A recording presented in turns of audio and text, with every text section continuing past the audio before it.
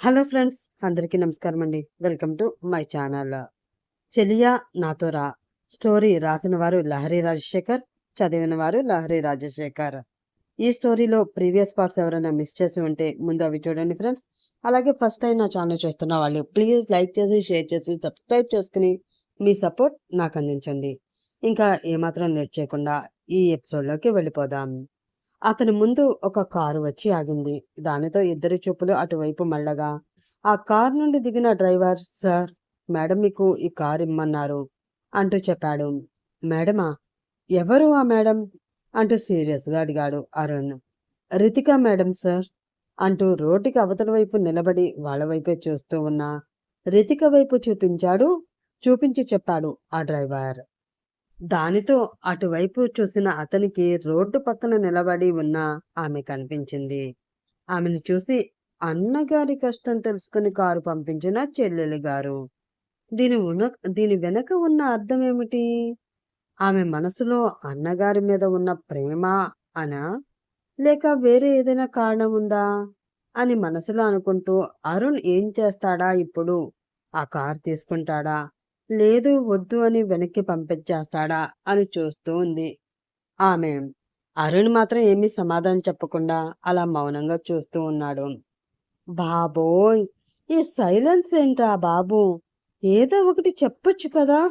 ప్రాణాలను అరచేతుల్లో పెట్టుకుని మరి టీవీలో రియాలిటీ షో చూస్తున్నంత టెన్షన్గా ఉంది ఇక్కడ నాకు అని మనసులో అనుకుంటూ ఆమె ఉండగా, నాకు ఈ కారు ఏమి అవసరం లేదు, తీసుకువెళ్ళి మీ మేడంకి ఇచ్చేయి. చిట్ట చివరికి ఒక మాట చెప్పాడు అరుణ్.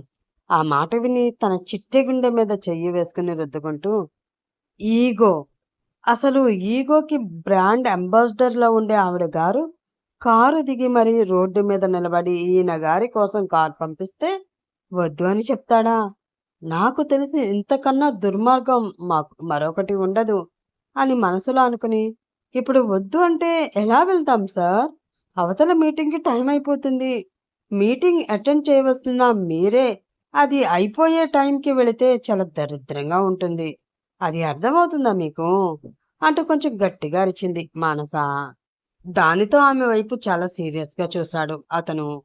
ఆ చూపు ఏంటి, నువ్వు నాకు చెప్తావా అన్నట్లు ఉండడంతో, అంటే మీ మీద అరవాలని కాదు, లేట్ అయిపోతుంది అన్న కంగారులో అలా అరుపొచ్చేసింది అంతే. ఇప్పుడు ఎలా వెళ్ళాలో చెప్తే అలా నేను ఫాలో అయిపోతాను. ఎలాగో కారు వద్దని చెప్పారు కదా అంది ఆమె. బాగా ఓవర్ చేస్తుంది అనుకుంటూ, బస్సు వస్తుంది అన్నావు కదా, దాన్ని ఆపు, అది ఎక్కి వెళదాం. ఆ బస్సు ఎక్కితే గవర్నమెంట్ వాళ్ళు కష్టపడి నడుపుతున్న బస్సుల విలువ, సామాన్య మనుషులు పడుతున్న బాధలు తెలియడంతో పాటు ఇన్ టైంలో ఆఫీస్ ముందు దిగుతాను అన్నాడు అరుణ్. సచ్చినోడా అనుకుంటూ పళ్ళు పటపటా కొరుకుతూ అటుగా వస్తున్న బస్కి అడ్డంగా తన చేతిని ఊపింది మానస. దానితో బస్సు వచ్చి కరెక్ట్గా వాళ్ళ ముందు ఆగింది. ఎక్కు, ఈ బస్సు దిగే లోపల నీకు జీవితం మీద విరక్తి ఈజీగా వచ్చేస్తుందిలే అనుకుంటూ బస్సు ఆగింది. సార్, ఎక్కండి సార్ అంది ఆమె.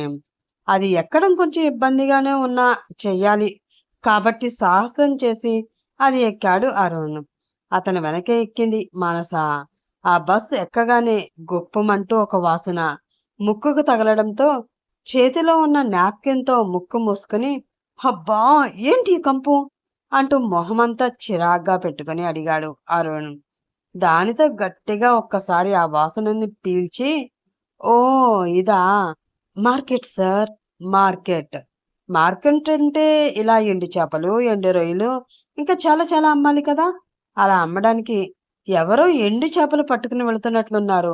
ఇదే ఆ వాసన అంటూ చెప్పింది ఆమె. ఎంత మార్కెట్ అయితే మాత్రం వాసన మరింత వరస్ట్గా ఉంటుందా అడిగాడు అతను. వాసన పీల్చడానికి మాత్రమే ఎలా ఉంటుంది సార్, కానీ 2-3 సార్లు బాగా వాష్ చేసి లైట్గా ఆయిల్ వేసి గోల్డెన్ బ్రౌన్ కలర్ వచ్చేలాగా వేపి పప్పుచారులో కలుపుకొని నంచుకొని తింటే ఉంటుంది నా సామిరంగా. జన్మధన్యమే అనుకోండి పెదాలు చప్పరించుకుంటూ అంది మానస.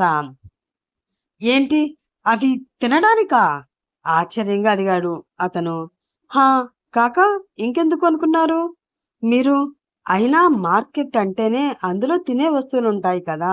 అందులో ఎండు చెప్పులుంటే తప్పేంటి? అంటూ అడిగింది ఆమె. తప్పని కాదు. మరీ ఇంత వాసన వచ్చేవి ఎలా తింటారా అని అమాయకంగా మొహం పెట్టుకుని అతను అడగడంతో, ఎలా ఏముంది? నోటితోటే తింటారు. అయినా అవేమీ మరీ మీరనుకున్నంత బ్యాడ్ స్మెల్ రావు. ఏదో ఈ బస్సులో ప్రయాణం చేసే వాళ్ళ చెమట కంపుతో కలిపి ఆ వాసన రావడంతో మీకు అలా అనిపిస్తుంది కానీ ఒక్క 10 నిమిషాలు గట్టిగా వాసన పీల్చారు అంటే ఈజీగానే పోతుంది అంది ఆమె.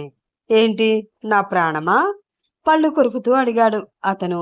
చిచ్చి, ఈ మాత్రానికే పోయేంత చిన్న ప్రాణం మీదేమీ కాదు. వాసన అలవాటైపోతుంది అంటున్నా అన్నాను అంతే అంది ఆమె. దేవుడా అని అతను అనుకుంటూ ఉండగా బస్ ఆపడానికి బ్రేక్ పడింది. దానితో అతను వెళ్ళి ఆమె మీద పడ్డాడు. ఆమె ఎలర్ట్గా ఉండి పక్కనే ఉన్న రాడ్ని గట్టిగా పట్టుకోవడంతో కిందైతే పడలేదు, కానీ తన మీద అతను వచ్చి పడడంతో ఒక్కసారిగా అదిరిపడింది.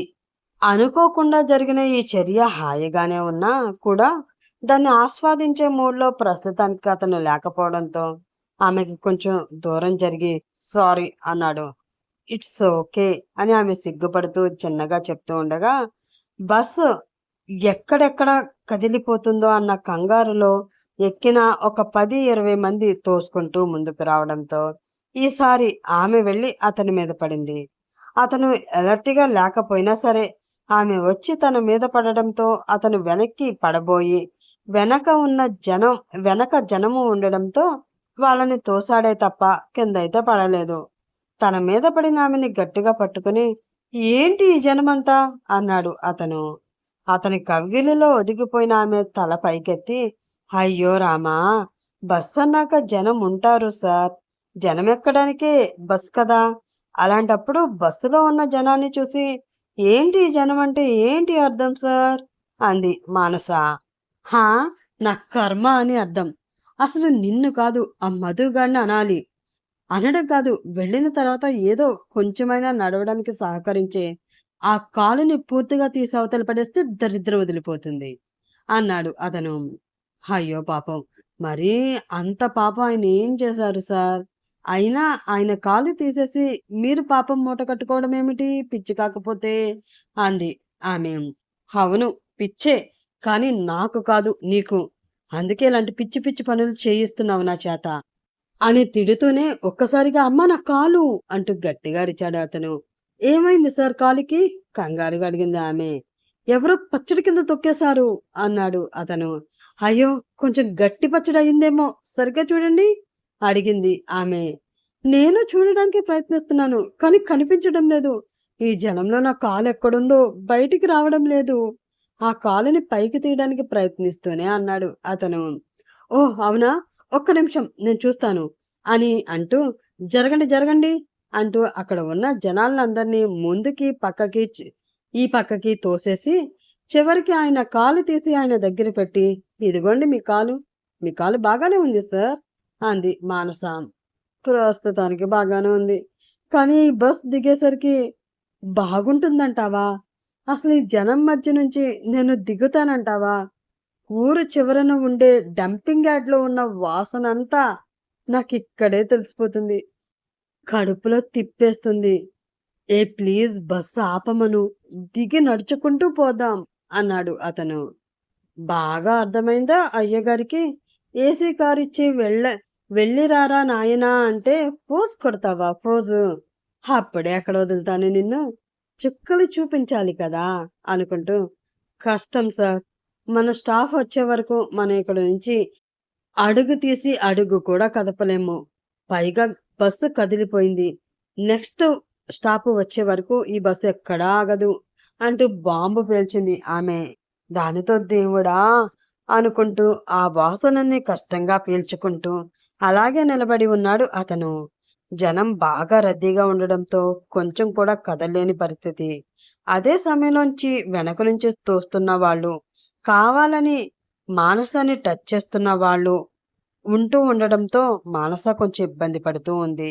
అది గమనించి ఆమెని తన దగ్గరికంటా లాక్కుని ఆమె నడుం మీద చెయ్యి వేసి ఆమెని గట్టిగా పట్టుకుంటూ ఎవరూ కూడా ఆమెను టచ్ చేయడానికి వీలు లేకుండా తను కాపలా కాస్తున్నట్లు నిలబడి ఉన్నాడు అరుణ్. అది చూసిన మానస ప్రేమగా అతని కళ్ళలోకి అలా చూస్తూ ఉండిపోయింది. అతను అంత కేర్‌గా చూసుకోవడం ఆమె మనసుకి చాలా బాగా నచ్చుతుంది. ఆ తర్వాత కొన్ని స్టాఫ్‌లు ముందుకు వెళ్ళిపోవడంతో చాలా మంది వరకు దిగిపోయారు. బస్ చాలా వరకు ఖాళీ అయింది. కూర్చోవడానికి సీట్లు కూడా ఉన్నాయి. కానీ కూర్చోకుండా ఒకరి కళ్ళలోకి ఒకరు కళ్ళు పెట్టుకుని చూసుకుంటూ ఉండిపోయారు వాళ్ళు. బస్సులో ఉన్న మిగతా వాళ్ళిద్దరినీ అలా చూసి ముసిముసిగా నవ్వుకుంటూ ఉన్నారు. అప్పుడే అటుగా వచ్చిన కండక్టర్ "బాబు టికెట్ తీసుకున్నావా?" అని అతన్ని కొట్టి మరీ అడగడంతో ఉలిక్కిపడి స్పృహలోకి వచ్చి "ఏంటి టికెటా?" అంటూ మానస వైపు చూశాడు అతను. "హా నేను తీసుకున్నాను సార్" అంది మానస. దాంతో రిలాక్స్ అయ్యాడు అరుణ్. అప్పుడే సడన్ బ్రేక్ వేయడంతో బస్ ఆగింది. వేగంగా బస్సులోకి దూసుకువచ్చారు చెకింగ్ ఆఫీసర్స్. వాళ్ళకి తమ చేతిలో ఉన్న టికెట్స్ ఇస్తున్నారు అక్కడ ఉన్న వాళ్ళందరూ. అవి చెక్ చేసుకుంటూ వచ్చి అరుణ్ని టికెట్ అడగడంతో మానస వైపు చూశాడు అరుణ్. ఆమె తన చేతిలో ఉన్న టికెట్ వాళ్ళకిచ్చింది. అది చూసి "నీది ఓకేనమ్మా, మరి ఇతని టికెట్ ఏది?" అంటూ అడిగారు ఆ ఆఫీసర్స్. దానితో వాళ్ళ వైపు అయోమయంగా చూస్తూ "ఏమో, అది నన్ను అడుగుతారేంటి, అతన్ని అడగండి" అని మానస అంది. దానితో ఉలిక్కిపడి "ఏయ్, ఏంటి నన్ను అడగమంటున్నావు? టికెట్ నువ్వే తీసావు కదా" అన్నాడు అరుణ్. ఆ మాటతో అతని వైపు చూసి "ఎక్స్‌క్యూజ్ మీ, ఎవరు మీరు? మీకు నేనెవరో తెలుసా?" అంటూ అడిగింది మానస. దానితో పట్టపగల చుక్కలు కనిపించాయి బాబుకి. "ఓయ్ ఓయ్, ఏం మాట్లాడుతున్నావు నువ్వు? నేనెవరో నీకు తెలీదా? నువ్వు ఎక్కమంటేనే కదా నేను ఈ దిక్కుమాలిన బస్సు ఎక్కాను. ఈ మురికి వాసన భరిస్తూ ఈ చెత్త బస్సులో నిలబడి ఉన్నాను. అలాంటిది నేనెవరో నీకు తెలీదు అంటావేంటి? జోక్ చేయడానికి ఇది సమయం కాదు మానస. మర్యాదగా నా టికెట్ తీసి చూపించు" అన్నాడు అతను. ఆ మాటలు అన్నీ విన్న స్టాఫ్ అందరికీ బాగా కోపం వచ్చింది. "ఏంటి, మాది దిక్కుమాలిన బస్, ఆ చెత్త బస్సులో నిలబడి ఉన్నావా? సరే, నువ్వేమీ నిలబడనవసరం లేదు కానీ ముందు కిందకి దిగు దిగు చూద్దాం" అన్నారు ఆ ఆఫీసర్స్. "చూడండి, నేనెవరో తెలియకుండా మీరు మాట్లాడుతున్నారు. మీ టికెట్ ఎంతో చెప్పండి, ఇచ్చేస్తాను" అన్నాడు అరుణ్. "హా, ఇచ్చేస్తావా? అయితే 5,000 కట్టు, జరిమానా కట్టు" అన్నారు ఆ ఆఫీసర్స్. "హా, కడతాను" అని అంటూ తన పాకెట్స్ చెక్ చేసుకున్న అతనికి ఆ పాకెట్లో ఉండవలసిన వాలెట్ కనిపించలేదు. "ఓ మై గాడ్, నా వాలెట్" అంటూ కంగారుగా వెతుకుతూ ఉన్నాడు అతను. వస్తున్న నవ్వుని చాలా కష్టంగా కంట్రోల్ చేసుకుంటూ "అది మీ దగ్గర ఎక్కడ ఉంటుంది సార్, నా దగ్గర ఉంటుంది కానీ అయినా నేనివ్వనుగా" అని అనుకుంటూ "సార్, మాకు లేట్ అవుతుంది. ఏంటిది, అర్జెంటుగా ఆఫీస్కి వెళ్ళాలి. మీరు అతన్ని ఒక్కరి కోసం మమ్మల్ని అందరినీ వెయిట్ చేయించడం ఏమైనా బాగుందా? బస్ ముందుకు పనమ్మనండి" అంది మానస కోపంగా పళ్ళు కొరుకుతూ. మానస వైపు చూస్తూ "జోక్స్ వేయడానికి ఇది టైం కాదు. ఇక్కడ వాలెట్ కనిపించటం లేదు. వాళ్ళకి అమౌంట్ కట్టాలంట. అవతల మీటింగ్కి లేట్ అయిపోతుంది. త్వరగా ఏదో ఒకటి చేయి మానస" అన్నాడు అతను. "ఆ అమ్మాయి చేయడం ఎందుకు బాబు, మేం చేస్తాం కదా. ముందు నువ్వు కిందకి దిగు, వాళ్ళకి లేట్ అయిపోతుందంట" అని అతన్ని బలవంతంగా కిందకి దించారు స్టాఫ్ అందరూ. వాళ్ళ చేతుల్లో ఇరుక్కుపోయిన అతన్ని చూసి జాలిపడుతూ "సో సారీ సార్, కొన్నిటి విలువ తెలియాలి అంటే కొన్ని సార్లు ఇలా చేయక తప్పదు సార్. ఈ విషయంలో మీకు నా మీద కోపం వచ్చినా పర్వాలేదు, కానీ దీని వలన మీకు మంచే జరుగుతుంది" అని మనసులో అనుకుని తన ఫోన్ తీసుకుని మధుకి కాల్ చేసింది ఆమె.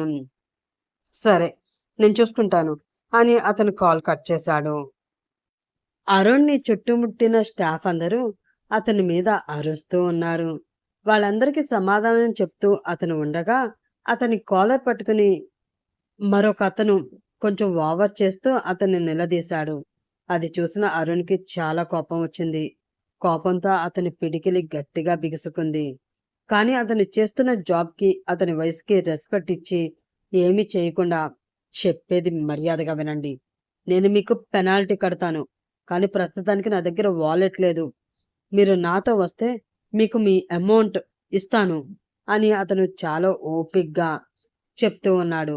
సరిగ్గా అప్పుడే అతని కాలర్ పై ఉన్న ఆ ఆఫీసర్ చేతిని ఎవరో ఫోర్స్‌గా వెనక్కి లాగిపెట్టి అతని చెంప మీద గట్టిగా కొట్టారు. దానితో అదిరిపడి అటు చూసిన వాళ్ళందరికీ కోపంతో ఊగిపోతూ కనిపించింది రితిక.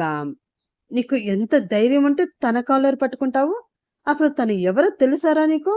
అంటూ అతని మరొక చెంపపై ఆమె కొడుతూ ఉండగా, వెంటనే రియాక్ట్ అయిన పక్కన వ్యక్తి ఆమె చెయ్యి గట్టిగా పట్టుకుని, "హలో మేడం, జరిగింది తెలియకుండా మీరు ఓవర్ చేయకండి.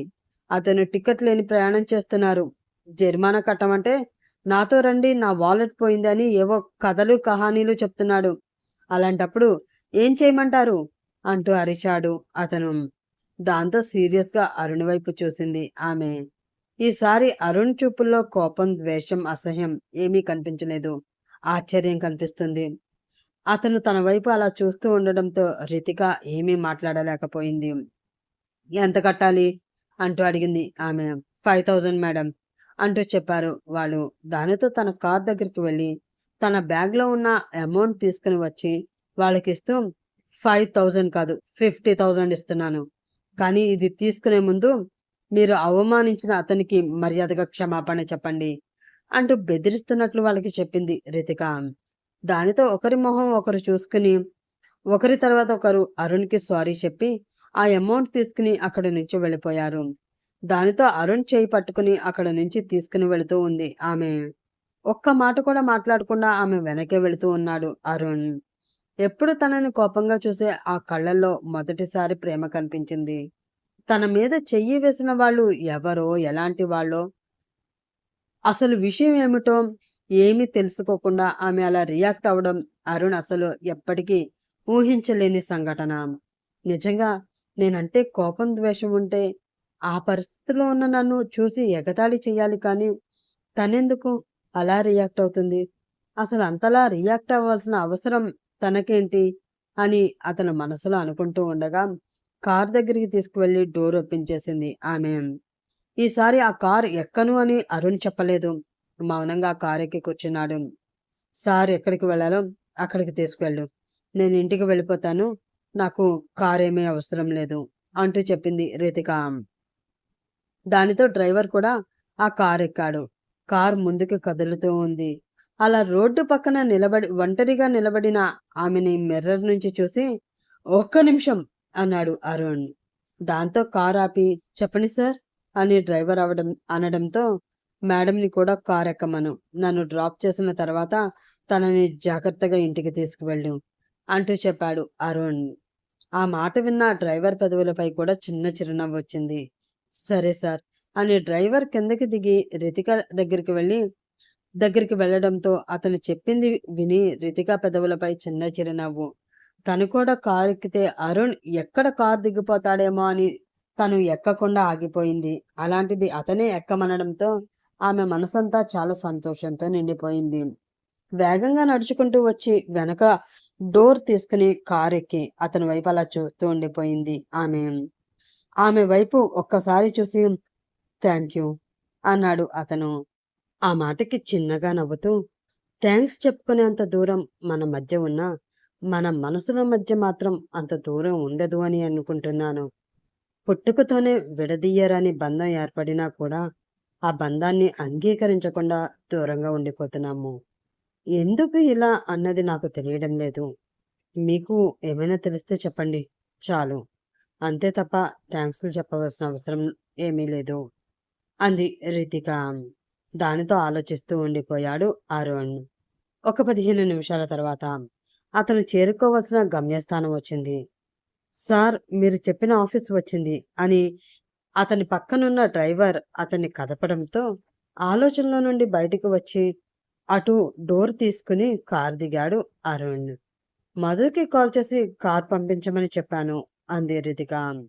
సరే అన్నట్లు తల ఊపి అక్కడి నుంచి వెళ్ళిపోతూ ఉన్నాడు అతను.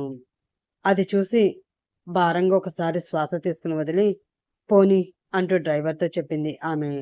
దానితో ఆ కార్ అక్కడి నుంచి మూవ్ అయిపోయింది. ఆఫీస్ గేట్లోంచి లోపలికి వస్తున్న అరుణ్‌కి అక్కడే పార్క్ చేసి ఉన్న ఒక బైక్ మీద కూర్చుని పొట్లంలో ఉన్న పల్లీలు తింటూ కనిపించింది మానస. అది చూసిన అతనికి విపరీతమైన కోపం వచ్చింది. అయినా కూడా కంట్రోల్ చేసుకుని తన దారిన తాను ముందుకు వెళ్ళిపోతూ ఉన్నాడు. అతను రావడం గమనించి బైక్ పై నుంచి దిగి సార్ సార్ సార్ అంటూ వెళ్ళి అతని ముందు నిలబడింది ఆమె. ఆమె వైపు ఒక్కసారి దీక్షణంగా చూసి ఆమెని తప్పించుకుని ముందుకు వెళ్ళిపోతూ ఉన్నాడు అరుణ్. అది చూసి కోపం వచ్చినట్లుంది అనుకుంటూ ఏమ్మా కోపమా అంది ఆమె. దానితో ఆగి సీరియస్గా ఆమె వైపు చూశాడు అతను. అతని వైపు చూడకుండా తనకేమీ తెలీదు అన్నట్లు దిక్కులు చూస్తూ ఉంది ఆమె. మళ్ళీ విసుగ్గా ముందుకి కదిలాడు అతను. చిన్న చిరునవ్వుతో అతని వైపు చూస్తూ హ్యాండ్ ఇచ్చాననా అని మళ్ళీ అంది ఆమె. మళ్ళీ ఆగి వెనక్కి తిరిగి చూశాడు అతను. అది ముందే గమనించి మళ్ళీ దిక్కులు చూస్తూ ఉంది ఆమె. కోపంగా తన పిడికిలి బిగించుకుంటూ ముందుకు వెళ్ళిపోతూ ఉన్నాడు అతను.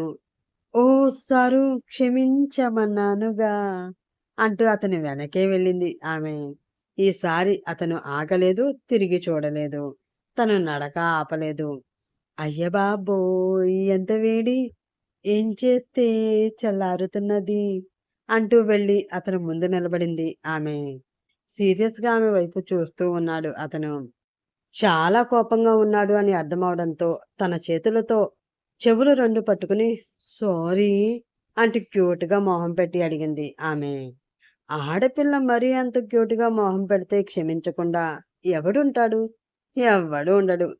కాబట్టి బాబు పెదవులపైన కూడా చిన్న చిరునవ్వు వచ్చింది. పాపం అదే క్షమాపణ అని భ్రమపడిన మన పాప అమ్మయ్యా నవ్వేశారా, ఇంక పదండి మీటింగ్కి వెళ్దాం, ఆల్రెడీ 10 మినిట్స్ లేట్ అయిపోయింది అంది ఆమె. సరే పద అని ఆమెను తీసుకుని మీటింగ్కి వెళ్ళాడు అతను. ఒక అరగంట తర్వాత ఆ మీటింగ్ కూడా కంప్లీట్ అయింది. దానితో ఇద్దరు బయటకు వచ్చారు. ఫైనల్లీ అనుకున్నది అనుకున్నట్లు అయిపోయింది. ప్రాజెక్ట్ మనకే వచ్చింది. హ్యాపీ కదా సార్ అంది మానస. కొంచెం అన్నాడు అతను. ఏంటి, అంత పెద్ద ప్రాజెక్ట్ వస్తే కొంచెమే హ్యాపీనా? మరి మిగతా కొంచెం ఏమైంది అంటూ అడిగింది మానస.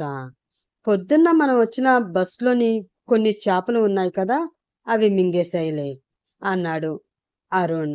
ఊరుకోండి సార్, చేపలు మింగేయడం ఏంటి, మీరు మరీ మంచి జోకులు వేస్తారు అని చిన్నగా నవ్వుతూ ఆమె అనడంతో ఒకసారి నీ పర్స్ ఇస్తావా అంటూ అడిగాడు అతను.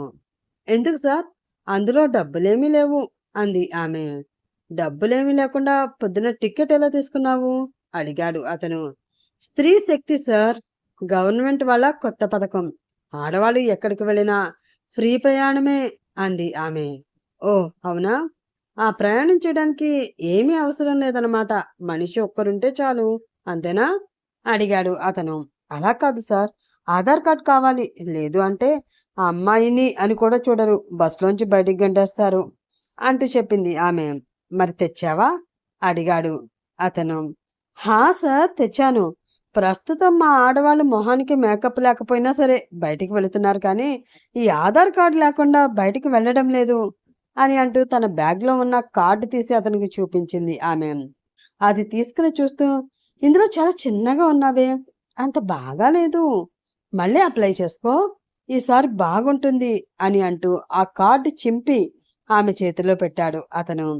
అది చూసి షాక్ అయిన మానస నోరు పెద్దగా తెరిచి అదేంటి సార్ అలా చింపేశారు, ఇప్పుడు నేను ఎక్కడికైనా వెళ్ళాలి అంటే ఎలా వెళ్ళాలి అంటూ అడిగింది ఆమె. అది నీ ప్రాబ్లం, నా ప్రాబ్లం కాదు కదా అని అతను అంటూ ఉండగా అతని ముందుకి ఒక కారు వచ్చి ఆగింది. ఆ కార్ డోర్ తీసుకుని అతను ఎక్కుతూ ఉండగా వెనక డోర్ తీసుకుని ఆమె ఎక్కబోయింది. అది చూసి hello excuse me, who are you అంటూ అడిగాడు అరుణ్. ఆ మాటతో ఈసారి పాపకి కనిపించాయి చుక్కలు. ఏంటి సార్ అలా అంటారు, నేను మానసుని, మీ కంపెనీ మేనేజర్ని అంది ఆమె. ఓ అవునా, కంపెనీ మేనేజర్ అయితే కంపెనీలో ఉండాలి, కానీ ఇక్కడేం పని? ఆ పని గురించి డిస్కస్ చేసుకునే ప్లేస్ కూడా ఇది కాదు కదా, కాబట్టి నువ్వు త్వరగా ఆఫీస్కి వచ్చాయి, అక్కడ మాట్లాడుకుందాం అని కారు ఎక్కుతూ మళ్ళీ ఏదో గుర్తు రావడంతో ఆమె వైపు చూసి నేను ఆఫీస్కి వెళ్ళే లోపల నువ్వు ఆఫీస్లో ఉండాలి, లేదు అంటే ఊస్టింగ్ ఆర్డర్ తీసుకుని ఇంటికి వెళ్ళిపోవలసి వస్తుంది అంటూ చెప్పి ఆ కారు ఎక్కి చక్కగా వెళ్ళిపోయాడు అతను. వెళుతున్న ఆ కారు వైపు చూస్తూ, ఊర్ని మీ అన్నా చెల్లెల్ని కలపడానికి నేనేదో ప్లాన్ వేసి నువ్వు ఎవరు అని అడిగితే ఆడపిల్లని, అందులో అమాయకురాలిని, లోకం తెలియని పసిపిల్లని అని కూడా చూడకుండా నన్ను నడి రోడ్డులో వదిలేసి వెళ్ళిపోతావా? నువ్వు అసలు మనిషివి కాదురా అని అనుకుంటూ తన ఫోన్ కోసం చూసింది ఆమె. కానీ ఆమె దగ్గర ఆమె ఫోన్ లేకపోవడం గమనించి, దుర్మార్గుడా, ఫోను పర్సు కూడా తీసుకువెళ్ళిపోయావా అని తిట్టుకుంటూ తన కాళ్ళకి పని చెప్పడం మొదలుపెట్టింది మానస. పాపం, తనని ఒక్కదాన్నే వదిలేసి వచ్చానా? ఏదో నన్ను అంత ఫూల్ని చేసింది అన్న కోపంలో వచ్చేసానే కానీ ఒంటరిగా ఆడపిల్లను వదిలేసి రావడం తప్పు అనిపిస్తుంది. ఏం చేస్తుందో ఏంటో పిచ్చిది, నన్ను తిట్టుకుంటుందేమో అని అతని మనసులో అనుకుంటూ ఉండగా, సార్, ఆఫీస్ వచ్చింది అంటూ చెప్పాడు డ్రైవర్. దాంతో స్పృహలోకి వచ్చి కార్ దిగి, నువ్వు వెళ్ళి అని డ్రైవర్కి ఏదో అతను చెప్తూ ఉండగా, ఏంటి సార్ ఇంత లేటు? కారు ఉన్నవాళ్ళు కూడా ఇంత లేటుగా వస్తే సామాన్య మనుషుల పరిస్థితి ఏంటి? చూడండి, ఏమీ లేకపోయినా నేను మీకన్నా ముందే వచ్చి 10 నిమిషాల నుంచి మీకోసం ఎదురు చూస్తూ ఇక్కడే ఉన్నాను అంటూ అతని దగ్గరకు వచ్చింది మానస. ఆమె అంత త్వరగా ఆఫీస్కి రావడం చూసి షాక్ అయిన అరుణ్, నువ్వెలా వచ్చావు అంటూ అడిగాడు. అతని వైపు గర్వంగా చూస్తూ, అంటే మీరు నన్ను మధ్యలో వదిలేసి వచ్చేస్తే అక్కడ ఏడుస్తూ మిమ్మల్ని తిట్టుకుంటూ కూర్చుంటాను అనుకున్నారా? మానస అమ్మ ఇక్కడ, మనతో డీల్ చేయడం అంత ఈజీ కాదు అంది ఆమె. ఓవర్గా బిల్డప్ ఇచ్చింది చాలు. ఆ మధుగాడి హెల్ప్ తీసుకున్నావు కదా, వాడు నువ్వు కలిసి నా వెనక గోతులు తవ్వుతున్నారు కదా అని అనుమానంగా అడిగాడు అరుణ్. తవ్వే ఉద్దేశం మాకున్నా అంత తీరిక టైం మీరు మాకు ఇవ్వడం లేదులే. ఇందులో అంతగా ఆలోచించవలసింది ఏమీ లేదు. ఆడపిల్ల రోడ్డు మీద నిలబడి లిఫ్ట్ అని అడిగితే ఆగి లిఫ్ట్ ఇవ్వని ఎదవంటూ ఎవ్వడు ఉండడు. ఒకవేళ వాడు వచ్చే దారి ఇది కాకపోయినా దారి మార్చుకుని మరీ లిఫ్ట్ ఇవ్వడానికి సిటీలో చాలామంది మగవాళ్ళు లిఫ్ట్ అడిగే ఆడవాళ్ళ కోసం మాత్రమే రోడ్ల మీద తిరుగుతూ ఉంటారు. అలాంటి ఎదవ ఒకడు తీసుకువచ్చి నన్ను ఇక్కడ పడేశాడులే అంది మానస. ఆ మాటతో మరింతగా పళ్ళు కొరుకుతూ, అసలు మిమ్మల్ని కాదు, ఆడపిల్ల కొంగు మొహానికి తగిలితేనే చెమటలు పట్టేసి మీ వెనక కుక్క పిల్లల్లా తిరిగే మా మగవాళ్ళనే అనుకోవాలి అని తిట్టుకుంటూ, కారులో కొన్ని ఫైల్స్ తగలబడ్డాయి, అవి తీసుకుని లోపలికి రా అని చెప్పి లోపలికి వెళ్ళిపోతూ ఉన్నాడు అరుణ్. అది చూసి చిన్నగా నవ్వుకుంటూ, బాగా కాలినట్లుంది, ఎంతైనా తెలివైన వాడిలే, లేదు అంటే నేను మధు అన్నయ్య ప్లాన్ చేసి ఇదంతా చేశామని ఈజీగా కనిపెట్టలేడు కదా అని అనుకుంటూ తన పర్స్ ఫోన్ తీసుకుని అతని వెనకే ఫాలో అయింది ఆమె. లోపలికి వెళ్ళిన అతనికి వర్క్ ఏమీ లేకపోవడంతో రెస్ట్ తీసుకుంటూ ఫోన్లో ఏదో చూసుకుంటూ కనిపించాడు మధు. దుర్మార్గుడా, దానితో కలిసి కుమ్మక్కయ్యి ఈరోజు నా చేత ఇన్ని అడ్వెంచర్లు చేయించి చివరికి నీ పెళ్ళం కారు ఎక్కేలా చేసావు కదా, చెప్తాన్రా, నీ సంగతి చెప్తాను అని అనుకుని అతని దగ్గరికి మెల్లిగా వెళ్ళి పక్కనే ఉన్న ఐస్ వాటర్ గ్లాస్ తీసుకుని అందులో ఉన్న వాటర్ అతని నెత్తి మీద నుంచి పోశాడు అరుణ్. దాంతో ఉలిక్కిపడి తల పైకెత్తి చూసిన మధుకి అతను కనిపించడంతో పెద్ద ఆశ్చర్యపడకుండా, గ్లాస్ మాత్రమే వాడారేంటి సార్, వాటర్ ట్యాంక్ తీసుకోవాల్సింది. అసలే నా పెళ్ళం దెయ్యం వలన స్నానం ఎప్పుడు చేస్తున్నానో నిద్ర ఎప్పుడు పోతున్నానో తెలియడం లేదు. కనీసం ఆఫీస్లో మీ దయ వలనన్నా స్నానం చేశాను అన్న ఫీలింగ్ వస్తుందేమో అన్నాడు మధు. అవునా, అయితే వెళ్ళి డైరెక్ట్గా వాటర్ ట్యాంక్లో దూకే, నాకు దరిద్రం వదిలిపోతుంది. బాస్ ఫోన్ మర్చిపోయి వెళితే వెనక పరిగెత్తుకుంటూ వచ్చి ఆ ఫోన్ ఇవ్వాలి అన్న ఇంగిత జ్ఞానం లేదా? పోనీ అది లేకపోయింది, కనీసం బాస్ వెళ్ళే కార్ కరెక్ట్ కండిషన్లో ఉందో లేదో చూడాలని తెలీదా అంటూ అడిగాడు అరుణ్. ఎందుకు చూడలేదు, చూసే కదా అది కరెక్ట్గా సగం దూరం వెళ్ళాక ఆగిపోయేలాగా చేసింది. ఏ ఆగలేదా సార్? అమాయకంగా మొహం పెట్టి అడిగాడు మధు. కోపంగా పళ్ళు కొరుకుతూ, ఆగింది, ఆగినప్పుడే డౌట్ వచ్చింది, ఇప్పుడు క్లారిటీ వచ్చింది అని అరుణ్ అనడంతో, మరి తర్వాత ఏమొస్తుంది అడిగాడు మధు. మీ ఆవిడ అన్నాడు అరుణ్. అది ఎప్పుడూ వచ్చేదే కదా, బోర్ కొట్టేసింది, కొత్తగా ఏదైనా వస్తే చెప్పొచ్చు కదా, మనసు కొత్తదనాన్ని కోరుకుంటుంది అన్నాడు మధు. సరే సార్, తప్పకుండా చెప్తాను. కొంచెం టైం తీసుకుని చెప్పొచ్చా, ఇప్పుడే చెప్పాలా అడిగాడు అరుణ్. వచ్చేది కొత్తదనం కదా, కొంచెం టైం తీసుకుని గతంలో చేసిన పొరపాట్లు ఏమీ చేయకుండా ప్రశాంతంగా చెప్పు అని చిన్నగా సిగ్గుపడుతూ మధు అనడంతో, సరే, టైం వచ్చినప్పుడు చెప్తాను, ప్రస్తుతానికి తమరు వెళ్ళి పని చూడండి అన్నాడు అరుణ్. దానితో బయటికి వెళ్ళిపోయాడు మధు. ఇంట్లో కూర్చుని టీవీ చూస్తూ ఉన్న శకుంతల దగ్గరకు వచ్చింది శాంభవి. అత్తయ్య, బయటికి వెళుతున్నాను, మీకేమైనా కావాలా అని ఆమె అడగడంతో, ఎక్కడికి వెళుతున్నావు అడిగింది శకుంతల.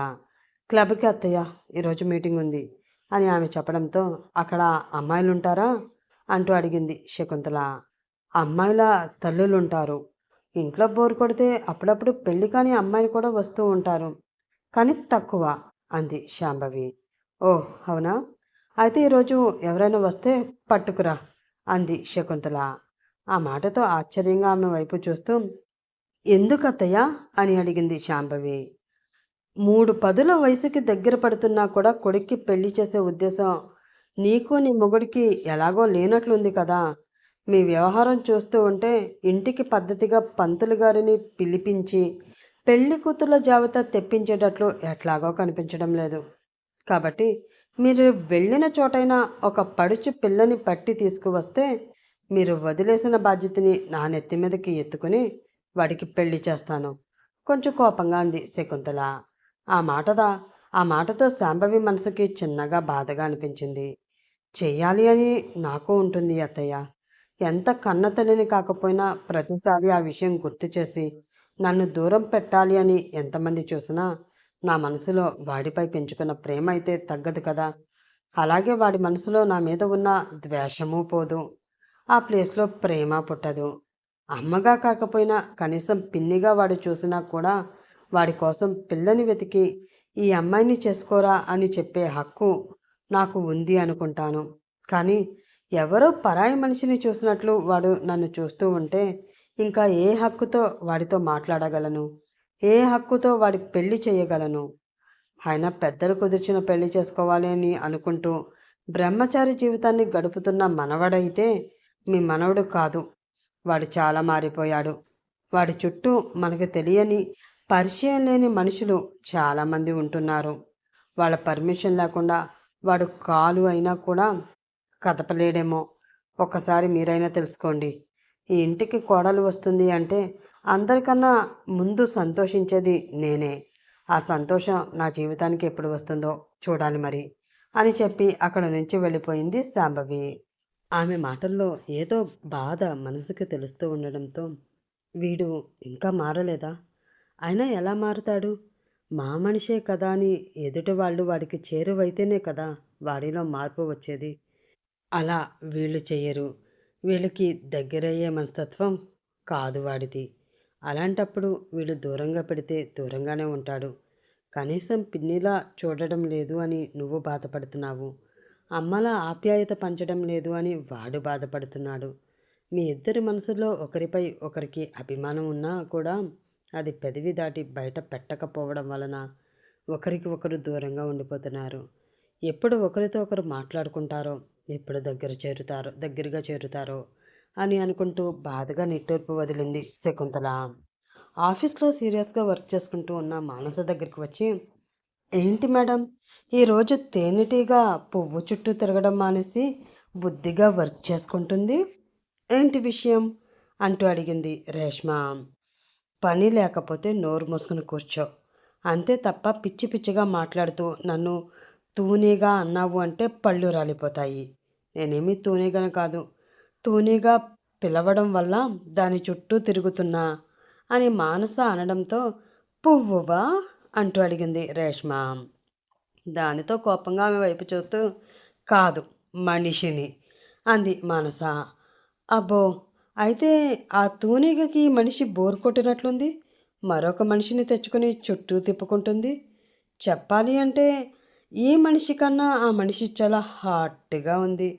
అర నిమిషం చనువుగా మాట్లాడితే అన్నీ వదిలేసి వచ్చి ఒడిలో కూర్చున్నంత ఫాస్ట్గా ఉంది.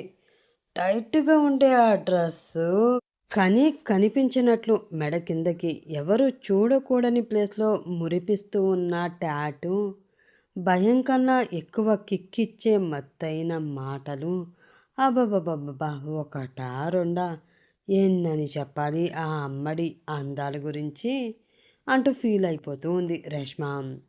వాటిని చాలా ఈజీగా తీసుకుంటూ, ఇప్పుడేంటి ఆ అమ్మాయిని పెళ్లి చేసుకుంటావా ఏంటి? చేసుకో చేసుకో. ఇప్పటివరకు అమ్మాయిలు అమ్మాయిలు పెళ్లి చేసుకుంటున్నారు అన్న న్యూస్లో ఒకటో రెండో న్యూస్లో వినడమే తప్ప కళ్ళతో చూసింది లేదు. ఇప్పుడు చూసి తరిస్తాను, త్వరగా చేసుకో అంది మానస.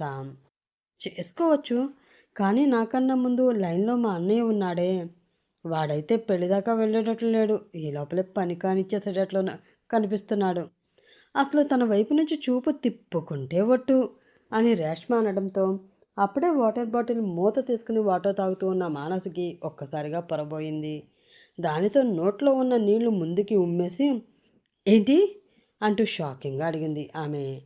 ఓయ్ ఏమైంది, ఎందుకు అంత షాక్? అబ్బాయిలు అన్నాక అమ్మాయిల చుట్టూ తిరగడం, వాళ్ళని చూడడం, ఇష్టమైతే ఆ ఆ ఈలు కానిచ్చేయడం కామనే కదా, దానికెందుకు నువ్వు తుళ్ళి పడతావు అని రేష్మ అనడంతో, ఆ సౌదంతా కాదు, ఇప్పుడు అది ఎక్కడుంది, ఆయన ఏం చేస్తున్నాడు అంటూ పళ్ళు కొరుకుతూ అడిగింది మానస. నేను చూసేటప్పుడు అన్నయ్య తన చైర్లో ఉంటే ఆ అమ్మాయి అన్నయ్య ముందు ఉన్న టేబుల్ పైకి ఎక్కి కూర్చుని తన అందమైన కళ్ళతో మా అన్నయ్య కళ్ళల్లోకి కళ్ళు పెట్టి చూస్తూ కవ్విస్తూ మాట్లాడుతూ కనిపించింది. మరి ఇప్పుడు ఇంకా అక్కడే ఉన్నారో లేదా ఆ క్యాబిన్కి అటాచ్ అయి ఉన్న బెడ్రూమ్లోకి వెళ్ళారో తెలీదు అంది రేష్మ. ఆమె మాట పూర్తిగా కంప్లీట్ కాకముందే ఆమెని పక్కకు తోసి అక్కడి నుంచి క్యాబిన్ వైపు పరుగు తీసింది మానస. అది చూసి చిన్నగా నవ్వుకుంది రేష్మ. మానస క్యాబిన్కి వెళ్ళేసరికి అక్కడ ఎవ్వరూ కనిపించలేదు. ఏరి వీళ్ళు ఎక్కడికి వెళ్ళిపోయారు? రేష్మ చెప్పింది నిజమేనా? నిజంగా ఆ అమ్మాయి అంత అందంగా ఉందా? ఆ అమ్మాయి అంతగా నచ్చి పులిహోర కలిపేశాడా? అసలు వర్క్ టైంలో ఇక్కడ లేకుండా ఎక్కడికి వెళ్ళాడు ఈ మహానుభావుడు? నిజంగా తను చెప్పినట్లు బెడ్రూమ్కి వెళ్ళాడా అని అనుకుంటూ కంగారుగా తన గోళ్ళు కొరికేసుకుంటూ ఆ క్యాబిన్ మొత్తం చూసి అక్కడ ఎక్కడా అతను కనిపించకపోవడంతో, లేదు, డౌట్ లేదు, బెడ్రూమ్లోనే ఉండుంటాడు, అయిపోయాడు ఈరోజు నా చేతిలో అని అనుకుంటూ ఆ బెడ్రూమ్ వైపు కోపంగా వెళుతూ ఉంది మానస. సరిగ్గా ఆమె డోర్ దగ్గరికి వెళ్ళి డోర్ తీయబోతూ ఉండగా ఆ డోర్ ఓపెన్ అయ్యింది. దాంతో అదిరిపడి కంగారుగా ఒక అడుగు వెనక్కి వేసి మరో పక్కకి తిరిగి నిలబడింది ఆమె, ఏమీ తెలియనట్లు. ముందు చిన్నగా ఆ గది నుండి నవ్వులు వినిపించాయి.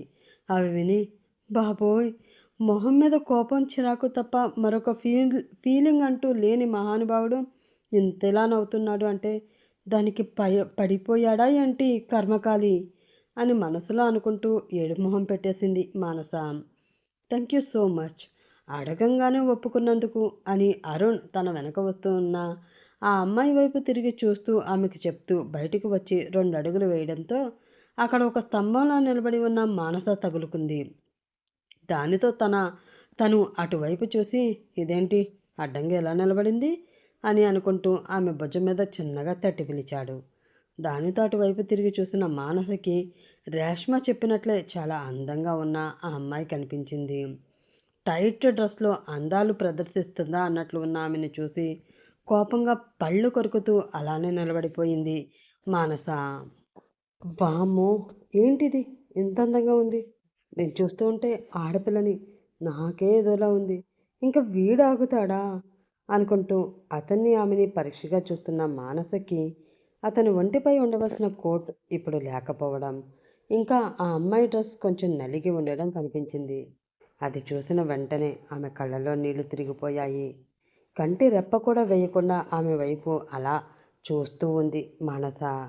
అది గమనించి, ఏమైంది దీనికి ఇలా చూస్తుంది అనుకుంటూ ఆమె మొహం మీద చిన్న చిటిక వేసి, హలో మేడం, ఏంటి, ఏమైంది, ఎందుకు అలా చూస్తున్నావు, అసలు నా క్యాబిన్లోకి నువ్వెందుకు వచ్చావు అంటూ అడిగాడు అరుణ్.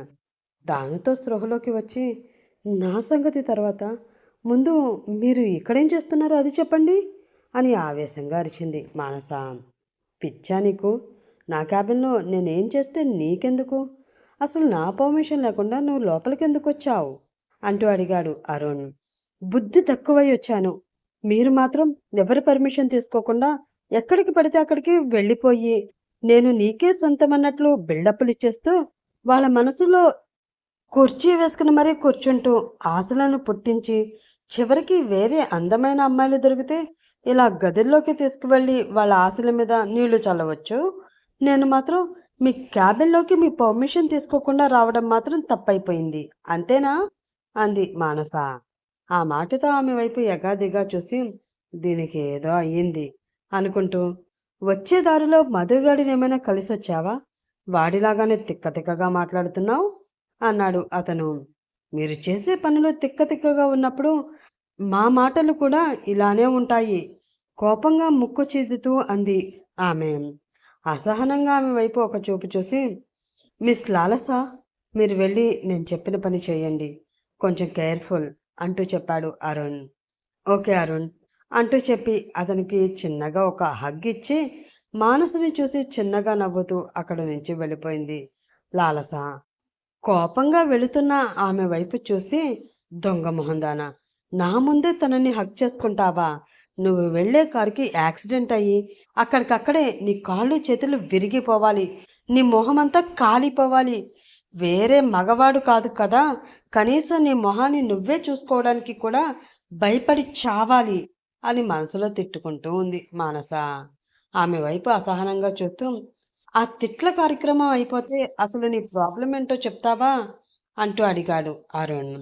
కోపంగా అతని వైపు చూస్తూ, మీరే మీరే నా ప్రాబ్లం. ఎదుటి వాళ్ళ మనసులో ఏముందో అర్థం చేసుకోలేని బండరాయి మీరు. మీకు నచ్చింది చేసుకుని వెళ్ళిపోవడమే తప్ప దాని వలన వేరే వాళ్ళు ఎంత సఫర్ అవుతున్నారో, ఎంత బాధపడుతున్నారో, వాళ్ళ మనసు ఎంతగా విలవిలలాడిపోతుందో తెలుసుకోలేని మూర్ఖులు మీరు. అసలు అసలు అసలు మిమ్మల్ని అని అంటూ చుట్టూ చూసి అక్కడ టేబుల్పై ఒక ఫైల్ కనిపించడంతో ఆ ఫైల్ చేతిలోకి తీసుకుని, ఇలా మామూలుగా వదిలేస్తే మీరు మారరు అంటూ ఆ ఫైల్తో అతన్ని ఇష్టం వచ్చినట్లు కొడుతోంది మానస. ఏయ్, మతిగాని పోయిందా నీకు? ఏంటిది? ఆగు, తగులుతుంది అంటూ ఆమెని మ్యాక్సిమం ఆపడానికి ప్రయత్నిస్తూనే ఉన్నాడు అరుణ్. కానీ ఆమె అస్సలు ఆగడం లేదు. ఆమెని ఎలా ఆపాలో అతనికి అర్థం కాకపోవడంతో ఒక చేతితో ఆమె చేతిని గట్టిగా పట్టుకుని మరొక చెయ్యి ఆమె నడుం చుట్టూ వేసి ఆమెని తన దగ్గరికి లాక్కున్నాడు అరుణ్. ఆ చర్యతో అదిరిపడిన ఆమె అలా అతని వైపు చూస్తూ ఉండిపోయింది. ఆమె కళ్ళలోకి కళ్ళు పెట్టి సూటిగా చూస్తూ, అసలు ఏంటి నీ ప్రాబ్లం? ఎందుకు అంత కోపంగా ఉన్నావు? నేనేం చేశానని అంటూ అడిగాడు అతను. వెచ్చగా తగులుతున్న అతని శ్వాసకి చిన్నగా తడబడుతూ, ఆమె ఎవరు అని తన అదురుతున్న పెదవులతో అడిగింది ఆమె. తెలిసిన అమ్మాయి. అయితే ఏంటి అంటూ అడిగాడు అతను. తెలిసిన అమ్మాయి అయితే క్యాబిన్లో కూర్చుని మాట్లాడుకోవాలి, కానీ రూమ్లో ఏం పని అడిగింది ఆమె. అనుకోకుండా డ్రెస్ మీద వాటర్ వలికితే క్లీన్ చేసుకోవడానికి వెళ్ళాను. అయితే ఇప్పుడు ఏమైంది అన్నాడు అతను. మీరు వెళ్ళారు సరే, మరి మీ వెనక ఆ తోక ఎందుకు వచ్చింది అడిగింది ఆమె. నీళ్లు వంపింది తనే కాబట్టి క్లీన్ చేయడానికి వచ్చింది. అందులో నువ్వు ఇబ్బంది పడవలసిన అవసరం ఏముంది అడిగాడు అతను. మరి మీ ఒంటిపై ఉండవలసిన సూట్ ఏమైంది? అలాగే తన డ్రెస్ కూడా కొంచెం నలిగింది ఎందుకు అడిగింది ఆమె. సూట్ మీద వాటర్ పడి తడిచిపోవడంతో అది వేసుకోలేదు. ఇంకా తన డ్రెస్ ఎందుకు నలిగిందో అది తనని అడిగితే తెలుస్తుంది, కానీ నన్ను అడిగితే నాకేం తెలుసు? నేనేమైనా తన డ్రెస్ నలపడంలో సహాయం చేశాను అనుకుంటున్నావా అడిగాడు అతను. చూసినప్పుడు అలాగే అనిపించింది అంది ఆమె. అనిపించింది ప్రతిదీ మాట్లాడేయకూడదు, మనసులో పెట్టుకుని ఓవర్ రియాక్ట్ అవ్వకూడదు. అయినా ఒంటి మీద డ్రెస్ లేకుండా అచేతనంగా పడి ఉన్న నిన్నే నేను ఏమీ చేయలేదు, అలాంటిది తనని చేస్తాను అని ఎలా అనుకున్నావు? అండ్ మోర్ అవర్, మా మధ్యన నువ్వు అనుకున్నది ఏదైనా జరిగి ఉంటే డ్రెస్ అస్సలు నలగదు, శరీరం మాత్రమే నలుగుతుంది. అది తెలియదా నీకు? చిన్నపిల్లవి కాదు కదా, తెలియనంతగా అన్నాడు అతను. చిన్నపిల్లని కాదు, అలానే అనుభవం ఉన్న పిల్లని కాదు, కాబట్టి అనుమానం పడడంలో తప్పులేదనుకుంటా అంది ఆమె. లేదు అనుకోవచ్చు, కానీ నా విషయంలో అనుమానం పడవలసిన అవసరం ఏముంది? మన మధ్య అంత చనువు బంధం ఉంది అంటావా? సూటిగా ఆమె కళ్ళలోకి చూస్తూ అడిగాడు అతను. అతను తనకి అంత దగ్గరగా ఉండడంతో ఏదో ట్రాన్స్లో అంతవరకు అతను అడిగిన ప్రశ్నలకి సమాధానం చెప్పి తను అడగాలి అనుకున్న ప్రశ్నలను అడిగినా కూడా అతను చివరిగా అడిగిన ఈ ప్రశ్నకి స్పృహలోకి వచ్చింది ఆమె. సారీ, లేదు కదా, మర్చిపోయాను, మళ్ళీ ఇది రిపీట్ అవ్వదు అంది ఆమె. నేను కూడా సారీ, లోగొంతుతో అన్నాడు అతను. ఎందుకు అని ఆమె అడుగుతూ ఉండగానే తన పెదవులతో అదురుతూ ఉన్న ఆమె పెదవులను గట్టిగా బంధించాడు అతను. దానితో తన కళ్ళని చాలా గట్టిగా మూసుకుంది మానస. అంతే తప్ప అతని దూరం జరపాలి అని అస్సలు అనుకోలేదు ఆమె. మెల్లిగా ఆమె చేతులు అతని భుజం మీదకు వెళ్ళాయి. ఆమె అలా తనని పట్టుకోవడంతో ఆ ముద్దులో గాఢత మరింతగా పెరిగిపోయింది. ఆమె నడుం మీద ఉన్న తన చెయ్యి కొంచెం గట్టిగా బిగుసుకుంది.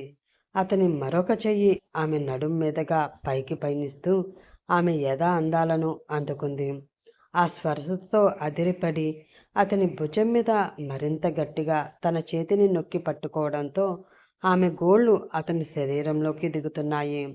ముద్దుకు మించిన మాధుర్యం మరేదో ఆమె నుంచి కావాలి అని అనిపించడంతో మెల్లిగా ఆమె పెదవులను వదిలి ఆమెకు కొంచెం దూరం తన మోహం జరిపి, ఇప్పటి వరకు మనకి లేని అనుభవాన్ని మొదటిసారి పొందాలి అని మనసుకు అనిపిస్తుంది, అది కూడా నీ పర్మిషన్తో అంటూ అడిగాడు అతను. అతని వైపు సూటిగా చూడలేక తన కళ్ళని కిందకి దించేసి గుటకలు మింగుతూ, మీ మీద నాకు ఉన్నది ప్రేమో వ్యామోహమో తెలీదు, కానీ మీరు దగ్గరగా ఉంటే మాత్రం నా మనసు నా మాట వినదు, మీరేం చేసినా కూడా కాదు అని చెప్పదు, అంత జరిగిన తర్వాత నా జీవితం ఏంటి అని ఆలోచించదు. నా గురించి మీ ఆలోచన ఏమిటో నాకు తెలీదు, మీరైనా నా జీవితం గురించి ఆలోచించాలి అనుకుంటే మీరేం చేసినా నాకు ఇష్టమే అంటూ చెప్పింది ఆమె. ఆ మాటతో ఒక్క నిమిషం ఆలోచనలో పడ్డాడు అతను. లేదు, తను ఇప్పటికే నా వల్ల చాలా ప్రాబ్లమ్స్లో పడింది, ఇప్పుడు ఇలా చేసి తనని మరిన్ని ప్రాబ్లమ్స్లోకి నేను నెట్టేయలేను. నా మనసుకి బాగా తెలుసు తను నాది, నాకు మాత్రమే సొంతమని. కానీ ఆ సొంతం చేసుకునేది అందరి సమక్షంలో తనని నా భార్యని చేసుకుని మా బంధానికి ఒక పవిత్రతని కలిగించి చేసుకుంటే తనకి నాకు కూడా మర్యాదగా ఉంటుంది. అప్పటి వరకు కొంచెం కంట్రోల్లో ఉండాలి అని మనసులో అనుకుంటూ ఆమెను ఒక్కసారిగా వదిలేసి వెళ్ళి ఆ మధు ఎక్కడున్నాడో చూసి అర్జెంటుగా నా క్యాబిన్కి పంపించు, వాడితో చాలా ఇంపార్టెంట్ పని ఉంది. అలాగే నువ్వు అస్తమాను ఇలా పని పక్కన పెట్టి నా క్యాబిన్ చుట్టూ తూనేగల్లా తిరుగుతూ ఉంటే నేను కూడా నీకు ఇచ్చే జీతంలో సగం పక్కన పెట్టవలసి వస్తుంది. అది గుర్తుపెట్టుకుని ఒళ్ళు దగ్గర పెట్టుకుని వెళ్ళి పని చూసుకో అంటూ సీరియస్గా వార్నింగ్ ఇచ్చాడు అతను. ఆ మాటతో చిన్నగా నవ్వుతూ థ్యాంక్ యూ అని చెప్పి అక్కడ నుంచి వెళ్ళిపోతూ ఉన్న మానస మనసు చాలా ప్రశాంతంగా ఉంది. నాకు తెలుసురా, నువ్వు 100% జెన్యూన్ పర్సన్ అని. నాకు నేనుగా వచ్చి నీకు అవకాశం ఇచ్చినా కూడా నువ్వు తీసుకోలేదు అంటే నా గురించి ఎంతగా ఆలోచించి ఉంటావు. నా గౌరవాన్ని మర్యాదని పోగొట్టాలి అని లేకపోవడం వల్లనే కదా ఇంత వీక్ మూమెంట్లో కూడా నన్ను ఏమీ చేయకుండా వదిలేసావు. ఇక్కడ 100% ఇక్కడ నీకు నేను పడిపోయాను. ఫస్ట్ టైం ఆ రోజు నేను చేసిన దానికి గిల్టీగా ఫీల్ అవ్వకుండా చాలా సంతోషిస్తున్నాను. అలా ఆ రోజు చేశాను కాబట్టే ఈరోజు నీలాంటి బంగారం నాకు దొరికింది. ఈ బంగారాన్ని పొరపాటును కూడా వదులుకోను. నీ ఫ్యామిలీని నీకు దగ్గర చేసి ఇన్ని రోజులు నువ్వు కోల్పోయిన సంతోషాలన్నీ నీకు అందిస్తూ ఆ సంతోషాలతో పాటే నేను కూడా నీ సొంతం అవుతాను అని మనసులో అనుకుంటూ వెళ్ళి తన సీట్లో కూర్చుంది మానస. ఆమెను చూసి ఏంటి మేడం గారు, ఏంటి విషయం, కనిపించిందా ఆ అమ్మాయి అంటూ అడిగింది రేష్మ. ఆమె వైపు చిన్న చిరునవ్వుతో చూస్తూ నాకు కనిపించింది, కావలసిన క్లారిటీ కూడా వచ్చింది. కాబట్టి నువ్వు ఎక్కువగా నన్ను ఏడిపించాలని ప్రయత్నించకుండా పని చూసుకో. అండ్ ఇంకో విషయం ఏమిటి అంటే సాయంత్రం కూడా నువ్వు మీ అన్నయ్యతో పాటు ఆయన కారులోనే ఇంటికి వస్తున్నావు. ఆ టైంలో పిచ్చి పిచ్చి వంకలు చెప్పి పారిపోవాలని చూసావు అంటే కాళ్ళు విరగ్గొట్టి మరీ కారులో పడేస్తా అంటూ వార్నింగ్ ఇచ్చింది మానస. దేవుడా, నాకు నువ్వెక్కడ తగులుకున్నావే? అసలు నన్ను ఏం చేద్దామనుకుంటున్నావు? ఏడుపు నిండిన గొంతుతో అడిగింది రేష్మ. ఇంకా క్లారిటీ రాలేదబ్బా, వచ్చాక చెప్తాలే, ముందు పని చూసుకో అంటూ చెప్పి తన పనిలో పడిపోయింది మానస. ఆ రోజు సాయంత్రం కార్ దగ్గర అరుణ్ కోసం ఎదురు చూస్తూ ఉన్నారు మానస, రేష్మ. ఎందుకు వచ్చిన రిస్కీ పనులు చెప్పు? నేను చక్కగా మధు గారితో వెళ్ళిపోయేదాన్ని కదా. ఎంత నువ్వు చేతిలో కత్తి పెడితే మాత్రం చూస్తూ చూస్తూ దానితో నా ప్రాణాలు తీసుకోవాలి అంటే బాధగానే ఉందే అంది రేష్మ. అబ్బా, తీసుకునే వరకే ఆ బాధ ఉంటుంది, తీసుకున్న తర్వాత అసలు నొప్పే తెలీదు. కాబట్టి నువ్వెక్కువ ఆలోచించకుండా కామ్గా ఉండు అంది మానస. అవును, ప్రాణం పోయాక ఇంకా బాధ ఏం తెలుస్తుంది నా బొందా. కానీ అసలు నువ్వు ఏం చేస్తున్నావో నాకు అర్థం కావడం లేదు. చిన్నప్పటి నుంచి తన మనసులో పెరిగిపోయిన దూరాన్ని దగ్గర ఎలా చేస్తావు? It is impossible. నా మాట విని నీ ప్రయత్నం మానుకో అంది రేష్మ. అలాగే ప్రయత్నిస్తాను, కానీ నాకు ఎప్పటి నుంచో ఒక డౌట్ ఉంది, అడగనా అని మానస అడగడంతో ఏంటి, టాపిక్ డైవర్ట్ చేయాలని చూస్తున్నావా అంటూ అడిగింది రేష్మ. లేదు, డౌట్ క్లారిఫై చేసుకోవాలి అనుకుంటున్నాను అని మానస అనడంతో సరే అడుక్కో, చెప్పక చేస్తానా అని రేష్మ అనడంతో వరుస ప్రకారం మధు భయ్య నీకు బావ అవుతారు కదా, మరి ఎప్పుడు చూసినా మధు మధు మధు అంటావు లేదా సార్ అంటావు, అంతే తప్ప బావా అని ఎందుకు పిలవు అంటూ యూజ్లెస్ క్వశ్చన్ అడిగింది మానస. ఎందుకంటే తను నాకు బావ కన్నా ముందు అన్నయ్య ఫ్రెండ్గా పరిచయం. అన్నయ్య నాతో మాట్లాడకపోయినా మధు బాగానే మాట్లాడేవాడు. నీకు సంగతి తెలుసా, తనని నేను ఫస్ట్లో నీకులాగానే భయ్యా అని పిలిచేదాన్ని. ఆ పిలుపు విన్నప్పుడల్లా మా అక్క సీరియస్ అయ్యేది, నా మీద ఫైర్ అయ్యేది, తిట్టిన తిట్టు తిట్టకుండా తిట్టేది. అది తిట్టినప్పుడల్లా ఏమైంది దీనికి ఇలా తిడుతుంది అనుకున్నాను, కానీ అది వాడికి లైన్ వేసే పనిలో ఉంది అని అసలు ఎక్స్పెక్ట్ చేయలేకపోయాను. ఆ తర్వాత అది పెళ్లి చేసుకున్నాక భయ్యా అన్న పిలుపు వదిలేసి బావా అని పిలవాలి అంటే ఏదోలా అనిపించింది. అందుకే సింపుల్గా మధు అంటూ కంటిన్యూ అయిపోతున్నా అని చెప్పింది రేష్మ. అప్పటి వరకు ఇంట్రెస్ట్ లేనట్లు ఆ మాటలు అన్నీ వింటూ ఉన్న ఆమె ఇంకా చెప్పింది చాలు కానీ అదిగో మీ అన్నయ్య వచ్చేస్తున్నాడు, త్వరగా కారు ఎక్కు ఆమెని కంగారు పెట్టేసింది మానస. తప్పదా భయంగా అడిగింది రేష్మ. యాహా ఎక్కు, నువ్వు నీ పిరికి మొహం అని తిడుతూ ఆ కార్ డోర్ తీసి లోపలికి ఆమెను తోసి డోర్ వేసి ఏమీ తెలియనట్లు అక్కడే నిలబడి వస్తున్న అతని వైపు చూస్తూ నిలబడిపోయింది మానస. అక్కడికి వచ్చి ఆమెను చూసి నా మొహం ఏం చూస్తావు, కార్ అన్లాక్లోనే ఉంది కదా, ఎక్కు అన్నాడు అతను. అంటే మీరు ఇంకా రాలేదు అని ఎదురు చూస్తున్నాను, మీరు వచ్చేసారు కదా, ముందు మీరు ఎక్కండి, ఆ తర్వాత నేను ఎక్కుతాను అంది ఆమె. విసుగ్గా ఆమె వైపు చూస్తూ వెనక ఉన్న డోర్ తీసి లోపలికి ఎక్కబోతున్న అతనికి ఫైల్ మొహానికి అడ్డు పెట్టుకుని అది చూస్తున్నట్లు యాక్షన్ చేస్తూనే మనసులో భయపడుతూ కనిపించింది రేష్మ. ఆమెను చూసి కోపంగా తన చూపుని మానస వైపు తిప్పాడు అరుణ్. అంటే అది పొద్దున్న కలిసే వెళ్ళారు కదా, కలిసి ఎందుకు రాలేదు, తనను ఒక్కదాన్నే వదిలేసి మీ ఇద్దరు మాత్రమే ప్రత్యేకంగా ఎందుకు వచ్చారు అని మీ నానమ్మ గారు మిమ్మల్ని క్వశ్చన్ వేస్తే మీరు సమాధానం చెప్పలేక ఇబ్బంది పడతారు అని ముందుగానే ఊహించి తనను కూడా మనతో రమ్మని నేనే చెప్పాను. వద్దు అంటే చెప్పండి, తను నేను క్యాబ్ బుక్ చేసుకుని మేము వెనక్కి వచ్చేస్తాం క్యూట్గా పప్పి పిల్లలా ఫేస్ పెట్టుకుని చెప్పింది మానస. చాలా ఉంది నీ దగ్గర అని అనుకుంటూ ఆ డోర్ క్లోజ్ చేసి ఫ్రంట్ డోర్ తీసుకుని కారు ఎక్కి కూర్చున్నాడు అరుణ్. ప్లాన్ సక్సెస్ అయినందుకు మనసులోనే చాలా ఆనందపడిపోతూ రేష్మ పక్కన కూర్చుంటూ అందరూ వచ్చేసారు ఇంకా, రైట్ రైట్ అంటూ అరిచింది మానస. అసహనంగా ఆమె వైపు చూస్తూ ఓయ్ చేపల మార్కెట్, నువ్వు అరిచి గోల చేయడానికి ఇదేమీ స్త్రీ శక్తి ఉన్న గవర్నమెంట్ బస్ కాదు, నా కార్, కాబట్టి మూసుకుని కూర్చో అంటూ అరిచాడు అరుణ్. ఆ అరుపుకి అదిరిపడి నోటి మీద చేయి వేసుకుని కామ్గా కూర్చుంది మానస. మధు ఇంటికి వచ్చేసరికి తన రూమ్లో ఉంది రితిక. దానితో డైరెక్ట్గా రూమ్లోకి వచ్చిన అతనికి కబోర్డ్లో ఏదో సర్దుతూ కనిపించింది ఆమె. వెనక నుంచి ఆమెను చూసి చిన్నగా నవ్వుకొని అలాగే వెళ్ళి ఆమె నడుం చుట్టూ చేతులు వేసి గట్టిగా కౌగులించుకుని ఆమె మెడ వంపులో తన గెడ్డం వాలుస్తూ ఐ లవ్ యూ బంగారం అంటూ చెప్పాడు మధు. విసుగ్గా అతని వైపు చూస్తూ ఏంటిది కొత్తగా అంటూ అడిగింది రితిక. ఆమె చెంప మీద చిన్నగా ముద్దు పెడుతూ కొత్త? ఇందులో కొత్త ఏముంది? నేనెప్పుడు నిన్ను హక్ చేసుకోలేదా, లేక ముద్దు పెట్టుకోలేదా అంటూ అడిగాడు మధు. చేసుకున్నారు, కానీ అది మీకు మూడొచ్చినప్పుడు కానీ ఇలా మిస్ అయినప్పుడు కాదు కదా. పైగా ఐ లవ్ యూ అంటూ కొత్త పదం కూడా వాడుతున్నారు. ఏంటి విషయం? నా దగ్గర ఏమైనా దాస్తున్నారా అని అడిగింది రితిక. అవును, దాస్తున్నాను. నీ మీద నా గుండెల్లో కొండంత ప్రేమని దాస్తున్నాను. ఆ ప్రేమని మోయలేక నా గుండె రోజు రోజుకి వీక్ అయిపోతుంది. కొంచెం ఆ భారం పంచుకోరాదు, ప్రశాంతంగా ఉంటుంది. తన పెదవులతో ఆమె మెడ మీద చిన్నగా రాస్తూ అన్నాడు మధు. ఆ భారం పంచుకోవడానికి నేనే అవసరం లేదు కదా.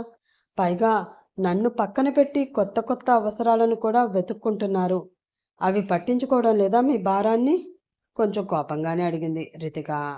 ఆ మాటతో అయోమయంగా ఆమె వైపు చూస్తూ ఏం మాట్లాడుతున్నావు నువ్వు? వచ్చిన దగ్గర నుంచి చూస్తున్నాను, అంత సీరియస్గా ఉంటావేంటి? ఎంత ప్రేమగా నేను నీ దగ్గరకు వచ్చాను. ఎలాగో ఎదుటి వాళ్ళని ప్రేమించడం రాదు, కనీసం వాళ్ళ ప్రేమకైనా స్పందించు.